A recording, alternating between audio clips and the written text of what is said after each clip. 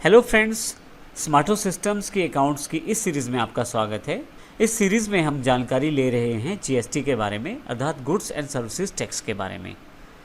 पिछले सेशन में हमने जानकारी ली थी इंडियन बिजनेस सिनेरियो क्या है, टैक्सेशन सिस्टम क्या है इंडिया में, टैक्सेस किस किस प्रकार के हैं। इस सेशन में हम जानकारी लेंगे जीएसटी क्या है, उसकी इम्प्लीमेंटेशन और इसके अतिरिक्त और भी बहुत सारी चीज़ों की जानकारी हम इस सेशन में लेने वाले हैं।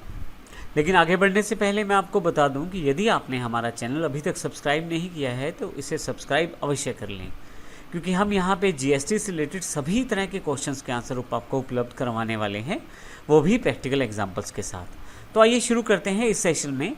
जीएसटी आखिर है क्या और भारत में इसको इम्प्लीमेंट किस प्रकार से किया जाएगा। जैसा कि हम पिछले सेशंस में जानकारी ले चुके हैं कि सेंट्रल गवर्नमेंट के अलग तरह के टैक्सेस हैं, स्टेट गवर्नमेंट के अलग तरह के टैक्सेस हैं।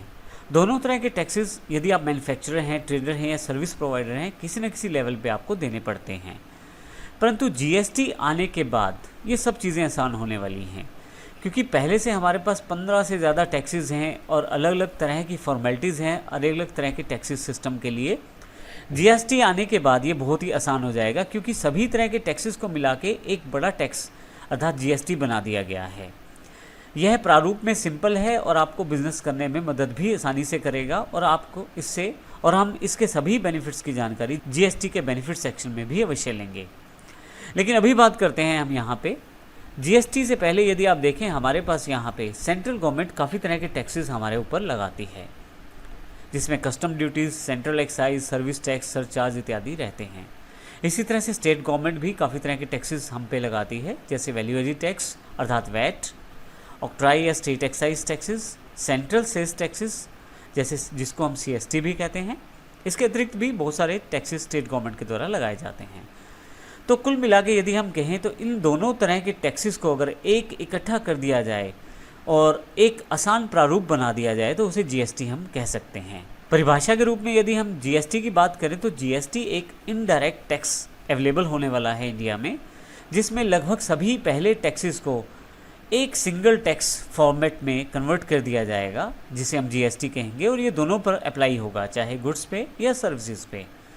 इसके साथ ही भारत एक अलग दौर में चला जाएगा जीएसटी के साथ, जिसमें बिजनेस करना बड़ा आसान हो जाएगा और आपकी कॉस्ट कटिंग भी हो जाएगी। और आप देखेंगे आने वाले बेनिफिट्स को समझने के साथ, आने वाले जीएसटी के बेनिफिट्स को समझने के साथ हम देखेंगे कि कस्टमर के लिए भी काफ़ी बेनिफिट इसका रहेगा।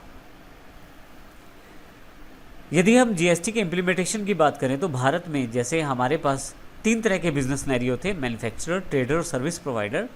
और हमने देखा कि सेंट्रल गवर्नमेंट के टैक्सेस अलग तरह के हैं, स्टेट गवर्नमेंट के अलग तरह के हैं।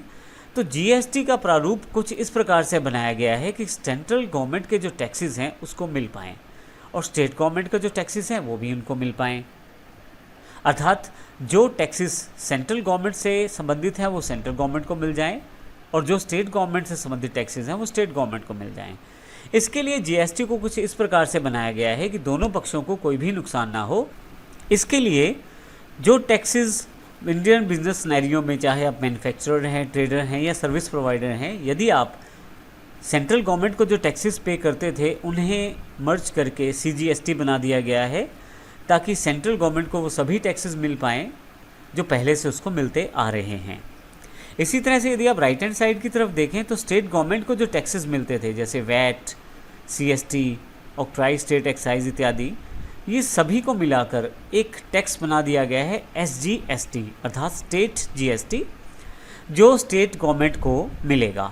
तो इस प्रकार से मुख्यतः 2 टैक्सेस यहाँ पे सीजीएसटी और एसजीएसटी बनाए गए हैं। सीजीएसटी जो है सेंट्रल गवर्नमेंट से संबंधित रहेगा और एसजीएसटी जो है वो स्टेट गवर्नमेंट से संबंधित रहेगा। परंतु यहाँ पे एक तीसरा भाग भी बनाया गया है, आईजीएसटी इंटीग्रेटेड जीएसटी, जो कि दोनों में बांटा जाएगा। एक भाग सेंट्रल गवर्नमेंट को मिलेगा और दूसरा स्टेट गवर्नमेंट को। अर्थात ये मुख्यतः उन डीलिंग से संबंधित रहेगा जो इंटरस्टेट डीलिंग्स रहती हैं, उसके ऊपर आईजीएसटी लगाया जाएगा। इसका अर्थ ये हुआ कि बहुत सारे टैक्सेस की जगह पर एक ही टैक्स लगाया जाएगा जीएसटी के रूप में, जिसके 3 भाग रहेंगे। सीजीएसटी, जिसमें सेंट्रल गवर्नमेंट से संबंधित टैक्सेस को लगाया जाएगा और जो सीजीएसटी टैक्स इकट्ठा होगा वो सेंट्रल गवर्नमेंट को पे करना होगा। एसजीएसटी, जो जो स्टेट गवर्नमेंट से संबंधित है, जितना भी टैक्स आप SGST के रूप में लेते हैं वो स्टेट गवर्नमेंट को पे करना होगा।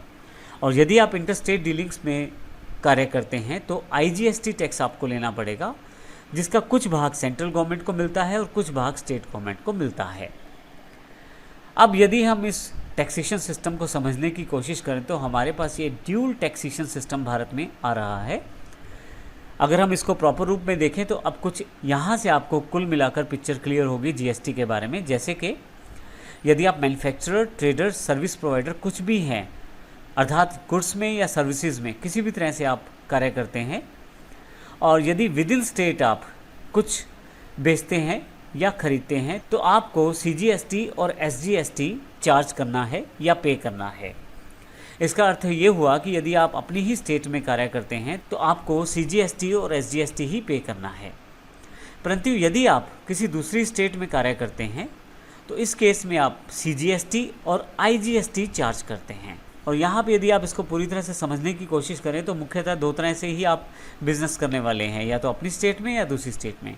दोनों केसेस में CGST तो लगना तय है, परंतु यदि आप अपनी स्टेट में बिजनेस करते हैं तो वहाँ पे लगे हुए टैक्सेस अपनी स्टेट के गवर्नमेंट को जाते हैं, 10 स्टेट गवर्नमेंट को जाते हैं, इसलिए वहाँ पे SGST लगाया जाता है। परंतु यदि आप किसी दूसरी स्टेट में बिजनेस करते हैं तो उस केस में CGST तो लगेगा, दोनों में लगेगा, लेकिन यहाँ पे IGST भी साथ में लगेगा। IGST का कुछ शेयर सेंटर को जाता है और कुछ शेयर जो होता है वो उस राज्य को जाता है जिससे आप डीलिंग करते हैं। तो इस तरह से हमने देखा यहाँ पे ड्यूल टैक्सेशन सिस्टम है, एक बार में 2 टैक्स का सिस्टम है। चाहे आप अपनी स्टेट में कार्य करें, अपनी स्टेट में कार्य करने पर भी 2 टैक्स लगेंगे, CGST और SGST। चाहे आप दूसरी स्टेट में कारोबार करें, उसमें भी 2 टैक्स लगेंगे, CGST और IGST। तो इस प्रकार से हमने देखा हमारे भारत में अब ड्यूल टैक्सेशन सिस्टम शुरुआत होने वाली है, जिसमें पहले से काफ़ी सारे टैक्सेस को हटाकर केवल 2 टैक्सेस को ही इम्पोज किया जाएगा और उसी को ही आपको पे करना है as a manufacturer, as a trader, as a service provider. तो इस सेशन में हमने सीखा GST क्या है, भारत में GST को किस प्रकार से इम्प्लीमेंट किया जाएगा और ड्यूल टैक्सेशन सिस्टम किस प्रकार से भारत में लागू होना है। GST एक ड्यूल टैक्सेशन सिस्टम में लागू होगा तो हमने उसको भी सेशन में समझा है। तो यहाँ मैं आपको जाने से पहले ये ज़रूर बता दूं कि यदि आपने हमारा चैनल सब्सक्राइब नहीं किया है तो अवश्य कर लें, क्योंकि हम काफ़ी सारे एग्जाम्पल्स GST के यहाँ लाने वाले हैं। सभी GST की बारीकियों को हम यहाँ डिस्कस करेंगे ताकि GST से संबंधित सभी क्वेश्चंस का जवाब आपको मिल पाए। इसके लिए आपको केवल सब्सक्राइब करना है और हमारे वीडियो आप तक पहुँचते रहेंगे। धन्यवाद।